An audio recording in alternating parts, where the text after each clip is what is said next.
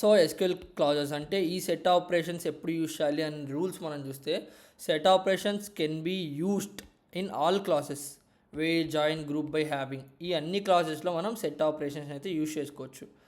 Order by అనేది end of the క్వైరీలో మాత్రమే ఉండాలి. ఇప్పుడు మీరు ఇంత పెద్ద క్వైరీ రాసినా ఇక్కడ ఆర్డర్ బై అనేది లాస్ట్లో ఉండాలి. అప్పుడు మాత్రమే మీరు సెట్ ఆపరేటర్స్ని యూజ్ చేసుకోవచ్చు. ఇప్పుడు ఈ ఎగ్జాంపుల్ మీకు ఎక్స్ప్లెయిన్ చేస్తా చూడండి.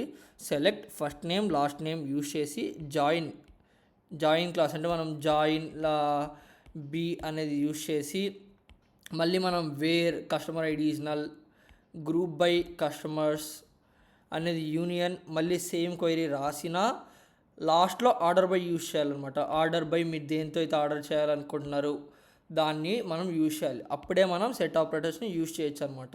మీరు ఇక్కడ ఒక ఆర్డర్ బై యూజ్ చేసి మళ్ళీ ఇక్కడ ఒక ఆర్డర్ బై యూజ్ చేస్తే సెట్ ఆపరేటర్స్ వర్క్ చేయవు.